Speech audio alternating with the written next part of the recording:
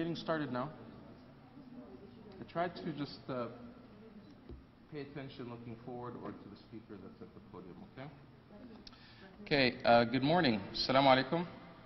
Good afternoon, actually. Thank you for joining us today. Is this microphone causing an echo or no? You're okay. Again, good afternoon. Thank you for joining us for this important press conference. My name is Ahmed Bedir. It's spelled A-H-M-E-D, and the last name is B-E-D-I-E-R. And I'm speaking today on behalf of this initiative for the Islamic Society of Tampa Bay area, and I'm joined with leadership from the Tampa Bay Muslim community, as well as interfaith leaders and our local organizational partners and affiliates. And we're here to announce in an ambitious program to address the current crisis facing our nation of the migrant children that are separated from their families at the border and currently locked up in different detention centers around the country. Our religious faith calls upon us to protect the young, to protect children, and emphasizes the importance of keeping families connected. In fact, there is a strong tradition in our faith that our Prophet Muhammad, peace be upon him, had once said that there's a grave punishment for the person that separates a child from their mother. And in that spirit, we're coming forward to offer a solution to the crisis. Right here at the Islamic Society of Tampa Bay area, we are stepping forward and offering to host all 2,300 migrant children that are currently in detention, all of them. And this hosting also includes the cost of transportation. We've secured the pledges from local community members as well as business individuals that have pledged to cover the cost of the transportation and to bring them here to Tampa Bay. And we have hundreds of Muslim families that are prepared to host these children in their homes at their own cost, with the goal that these they will be continue to be taken care of and hosted until they can be reunified with their parents or their next of kin. Our ultimate goal is to protect the children. And we don't want to get into the blame game and to point fingers of who's to blame. A lot of people are doing that now on television and debating who's responsible for this crisis. In the meantime, while everybody is debating and arguing, these children continue to be housed and locked up into these detention centers, which we find to be unacceptable. Some of them as young as 8 months old. How do we get here? It doesn't matter. What matters is how to move forward. We have time to discuss in the future who's responsible and who to hold accountable. But right now, before we get to that, we need to take care of these kids to make sure that they're taken out of the situation that they're in and that they're put into environments that are safe, that are loving, that provide the necessary care for them, that they have the proper shelter and the proper love and the proper attention in a secure environment. How will this work? It'll be very much similar to the a foster care program per se, without necessarily the financial help from the government. This will be completely self-funded by the community here in Tampa and will not cost the government anything. That is a solution that I think is a great deal, in the words of somebody who likes to make deals. However, what we want to do is, with this solution, we're calling on the Trump administration as well as the Department of Homeland Security to take immediate steps to release these children and to work out the logistics with us to be able to transport them here to the Tampa Bay area. And with that said, I'm going to turn it over to Reverend Russell, who's going to add a few words. Thank you. Hello, everyone. Thank you for being here. I am Reverend Dr. Russell Meyer, R-U-S-S-E-L-L M-E-Y-E-R. I'm an executive director of the Florida Council of Churches and the pastor of the Lutheran Urban Parish of Tampa, and also the convener of an organization that we put together last year called Floridians Standing with Refugees, when it was becoming clear that the refugee resettlement program was in danger in the state of Florida.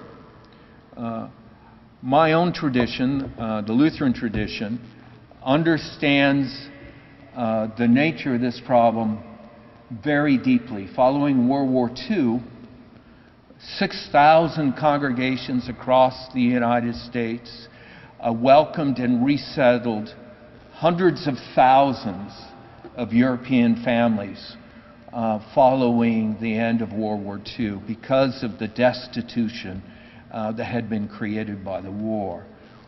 We in the faith community who have had deep relationships with our traditions in our home countries, wherever they are, we understand from a deep gut level what it means to be a child fleeing violence. And we understand how critically important it is that that child be with the people they know who love them. And so our hearts are broken and our voices are shouting over the fact that we would remove a child from the very people who could provide them comfort in their extreme conditions. And because that is happening right now, we need to care for these children. And so the kind of program that ISBA has organized and is offering up is exactly what faith communities in the United States of America have been doing for 4 and 5 generations, actually going all the way back to the Napoleonic Wars. If you want to ask the question, why is a faith community doing this? It's because it's how it defines our footprint in the United States of America. We have always been the people who, because we understand God's love for us, that our first response of gratitude to God is to show love to those in extreme conditions. And so right now, one of the few alternatives to family detention centers is the kind of program that's being talked about here in Tampa. In Texas, it's operated by the Lutheran Immigration and Refugee Services, which is one of the largest resettlement agencies in the United States. So this very program that's being presented here in Tampa, we know it works. The problem is it's only been utilized on a small scale by the government.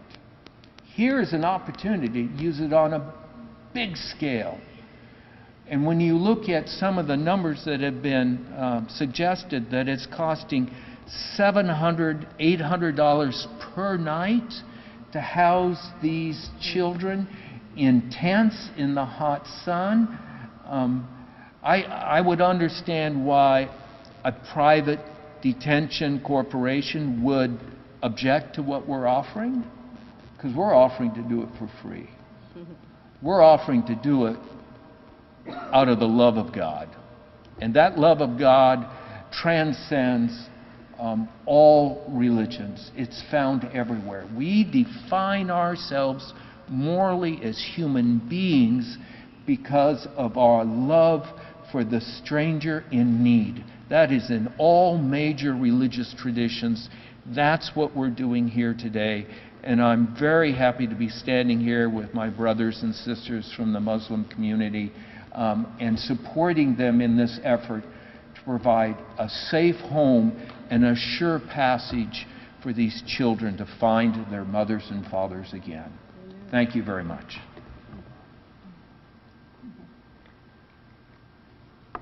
Thank you, Pastor Russell. My name is Norma Henning. I'm a civil rights and immigration attorney with the Council on American Islamic Relations. My name is spelled Normahenning. We would like to offer our support also as our organization to this brave and very generous offer. The executive order that was recently signed does not solve the current crisis because there is no plan right now to reunite children that have already been separated from their parents. This very generous offer from the Islamic Society of Tampa Bay comes in a timely manner, offering real solutions to real problems. Family separation and family camps on military bases are an immoral policy that need to immediately cease.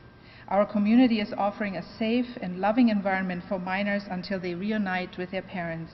And this is the good and very necessary thing to do. And as a mother, just let me add that I can't even fathom what it would be like to have a young child separated from me when I'm coming to the United States, to the great nation of America, seeking refuge from violence. Thank you. You have comments? Okay. Before we take questions, just to close again, we believe that America can do better than this. This is an un-American program. It goes across all faiths, and it goes across all things to house young people like this. So America can do better. If we come together, we don't necessarily only have to rely on the government to handle our problems. In moments of crisis like this, we can step up, as the Reverend had said, people of faith, to also offer solutions. And we hope that the government responds well to our offer and takes us up on it. And we're ready to go to work. Some of the families behind us, some of the mothers behind us also are excited about this program and are looking forward to it. And since word has been spreading about this program, many people are calling our office. So we're even opening it up beyond. And we had a conversation with some of the government officials locally. They're supportive of the initiative. And we're even considering opening it up to people who are not Muslim, people of conscience, people of faith, people of no faith, people that want to step forward and participate and want to sign up to be a host family can contact our office here at the Islamic Society of Tampa Bay area. They could also visit our website and submit their name, their phone number, and we'll get back to them once we have more information on how we can move this program forward. Obviously, we need a partner in the government that will respond and agree to do this. We can't go there and bring these kids over here by force, but the offer is here. We're ready to take them in, and we'll go to work as soon as we're able to. So if there are any questions, we can take them at this point. Yes. Have you spoken with anyone with Department of Homeland Security about this yet, or the government, and what was their response? We have yet to officially communicate with them. Things are moving so rapidly with this conversation that we're actually using the fastest way possible to use the media to communicate our offer to them, and we hope to hear back from them as soon as possible. Are you confident that they'll accept the offer? Yes, we are. I think, overall, I think people in government, regardless of what side of the political aisle they're on, they have good intentions. But sometimes people with good intentions make bad choices. And in the meantime, what we're seeing is the result of choices that were made. Obviously, something is wrong when you have children that are locked up and separated from their families. So we see no reason why anyone would oppose this program. It doesn't cost them anything, and it would be a safe way. And these families would be like guardians. They're going to ensure that these kids, and will be responsible for them. There's a certain responsibility and liability on the host families as well, because they want to ensure that these kids are taken care of the same way their own children, and they'll be responsible. For example, if they disappear, something happens to them. I think this would be a much better way to provide care for these children in a home environment. Children belong in loving home environments, not in some institutions, not in some tents, not in the desert, not in military bases, or in some sort of detention centers. You mentioned the cost of bearing the cost of the transportation for the kids to come here. Have you calculated what that would be like? It seems like We've calculated that would be at least around anywhere between $1.5 to $2 million just in the transportation costs alone, and we've secured those pledges to do that. So it may seem like a lot for an individual, but when you have hundreds of people and you have an institution like this one stepping forward and raising the money and getting the pledges, it's not that, it can be done. And because there's so much outrage and so much sadness and people's hearts are torn apart by seeing the images, people want to respond.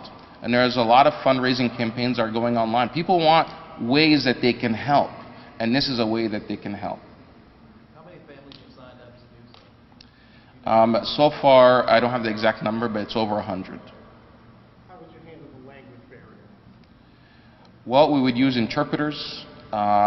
Again, there's family language is, providing food, shelter, and care.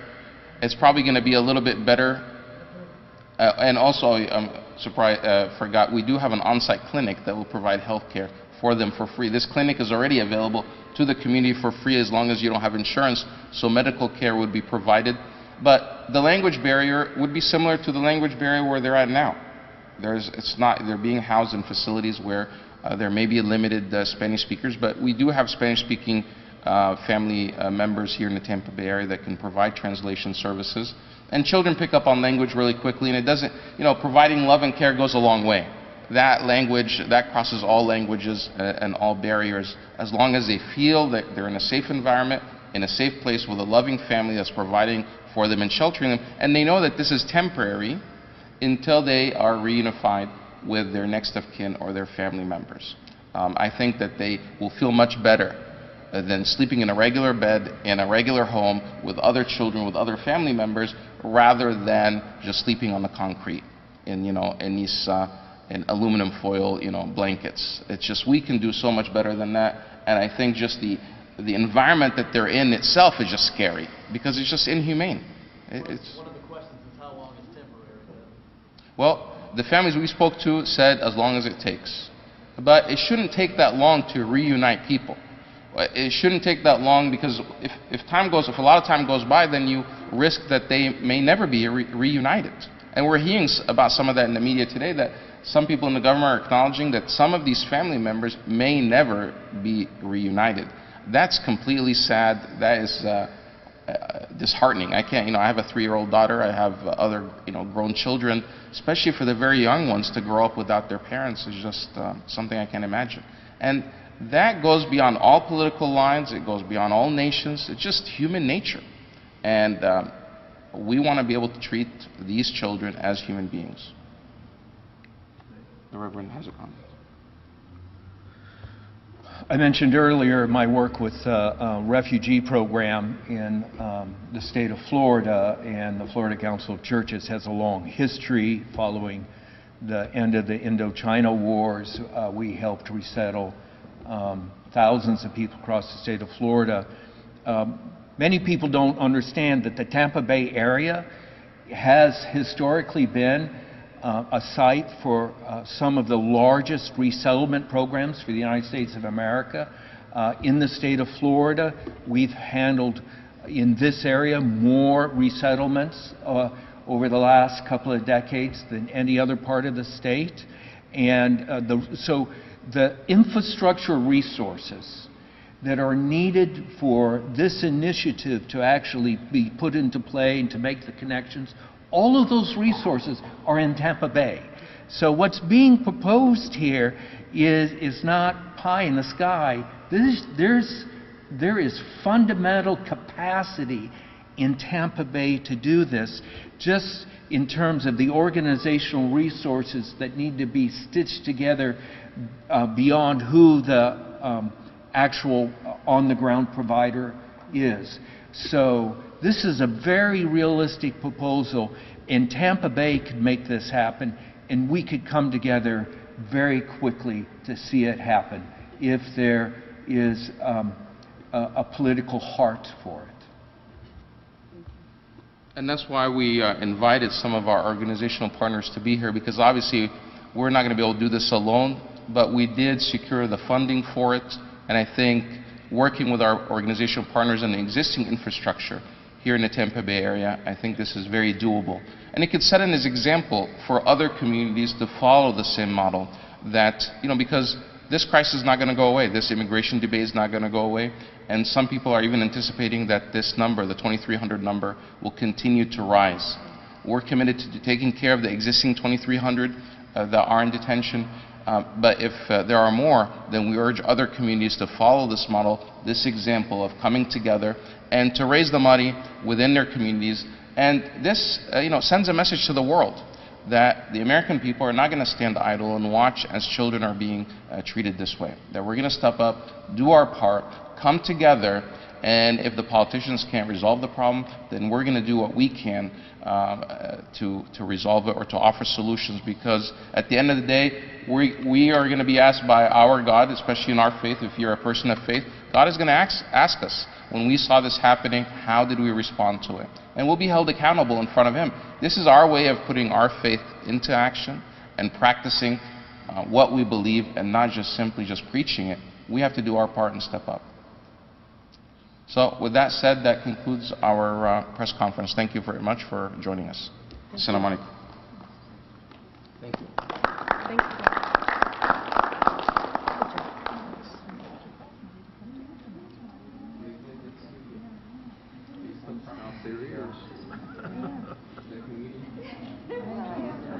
No, not anymore. I had to talk to his German. So you don't have to go in much, and I'm more available, to be around. And even I am. Yes. Yes.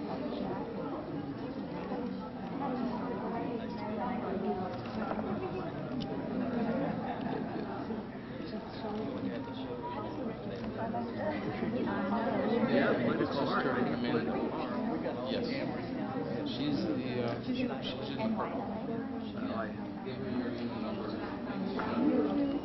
I'm unclear.